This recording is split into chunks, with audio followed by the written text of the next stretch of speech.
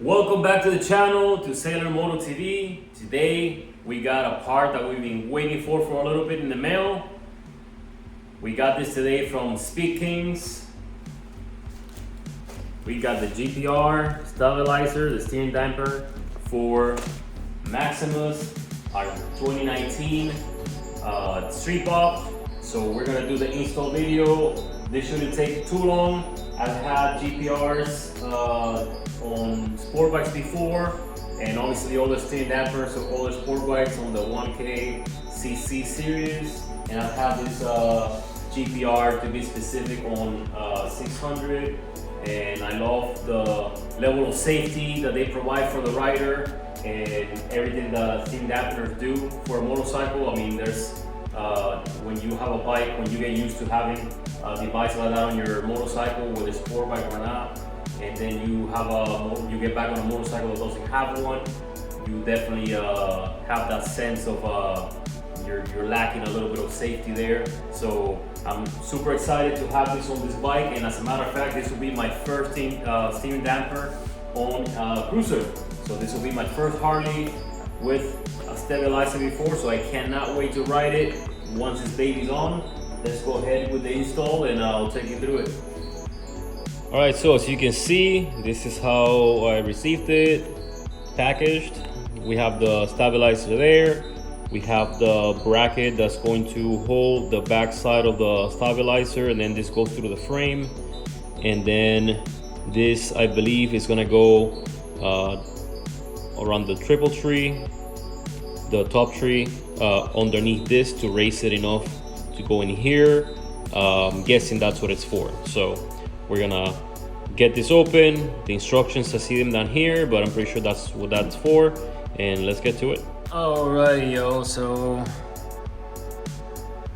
this bolt is going to be coming out. I believe we're going to replace this top part right here with this under bracket where the GPR is going to go. So this is going to go here. This has a little tail on the bottom that's going to go in between there to prevent movement, I believe. And then with those two bolts right here, we'll have the GPR on top, like so,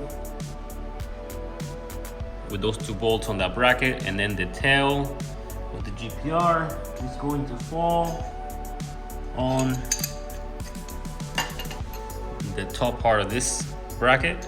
And then this bracket is going to go here, and we're going to replace this factory long bolt that goes all the way across with this longer one, and I believe we'll be using the same nut right here, and that should be pretty straightforward. Let's get to removing that bolt and that one, and we'll go from there.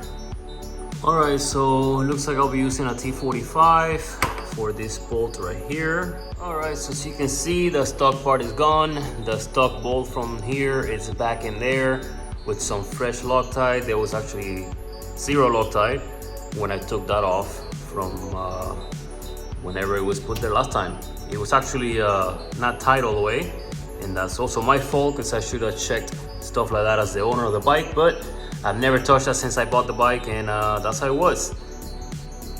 Here we are, the new part's there, the new bracket. This is tied now with fresh Loctite, and let's move to this guy here. All right, so for this one here, looks like we're gonna be using a 8mm Allen.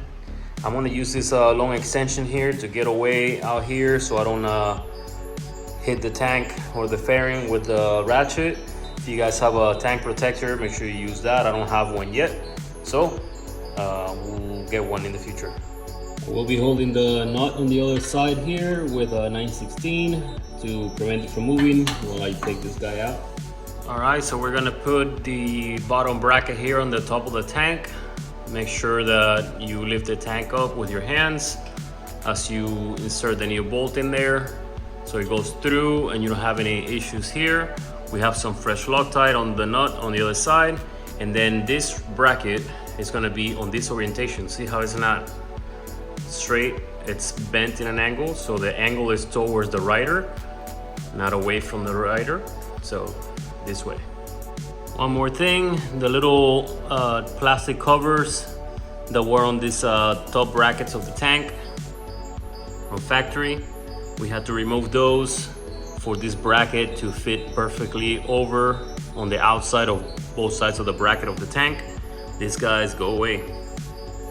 Now, having tightened this all the way out, I tightened this one down, and the little metal tail on the bottom of the bracket is obviously in that little crack there so that there's no movement side to side, but this one is still loose, and I'm gonna keep it like that so I can mount the GPR on top. We bolt it down, make sure the tail is where it needs to go, and then we'll make the final tightening and adjustments. Here it is. So you guys can see, it has different levels, so you can adjust on the fly as you're going on a ride. If you're gonna be on a parking lot, doing low speed maneuvers, or just if you don't need the assistance of the safety of the stabilizer, the dampener, you just keep it on 1 or 2. It's pretty much just like having nothing on it, just as the bike came out from factory. Now, let's say you're gonna go on a ride where you're gonna pick up a little bit of speed or take some turns, and you don't wanna risk any of that death wobble situations or any vibration on the steering as you're riding. Well, then you adjust it to where you think you need it. Let's say you want to go halfway up or whatnot, you can feel the stiffness already like kicking in big time. It's like the feel of a brand new bike. And then if you go all the way up to 8, then that's your most level strength for this one specific GPR.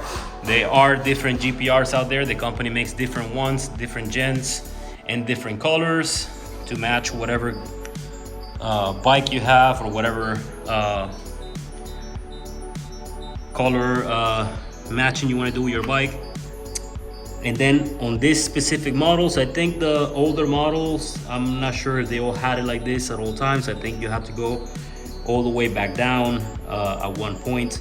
But these newer ones, once you're at all the way up, you can just easily come back across to number 1, and boom, there you go. So you don't have to go all the way back around. You could just click over to 1 and you're back on square 1. I say we take it for a ride and see what it looks like on the road.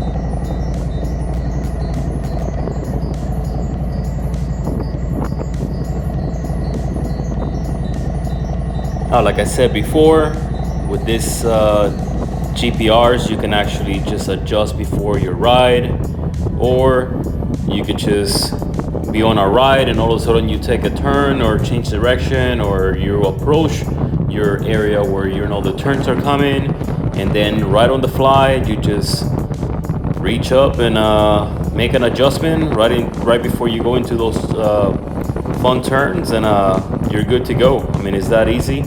There's other stabilizers and dampeners out there that you can, they're kind of like on a long strut bar type build, and usually they go under the triple trees or whatnot, and some of those do have an adjustment, some of those don't have an adjustment, but they're definitely harder to adjust.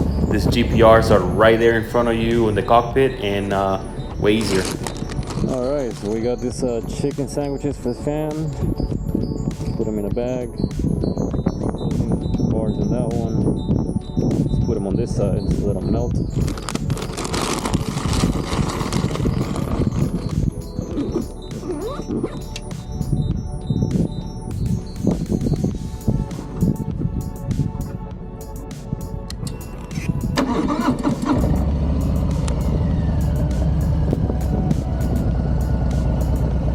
Excuse the wind, it was extra windy in Texas today.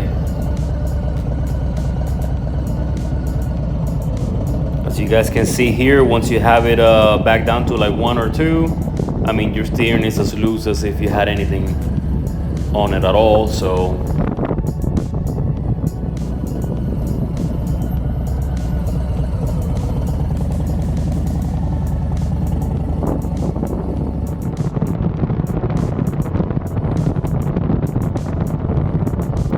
it is super cool to have this thing back on a bike again. I missed the one on the R6 that I had before, and I'm super happy to have it again. Anyways, thank you for visiting the channel again and for watching the video.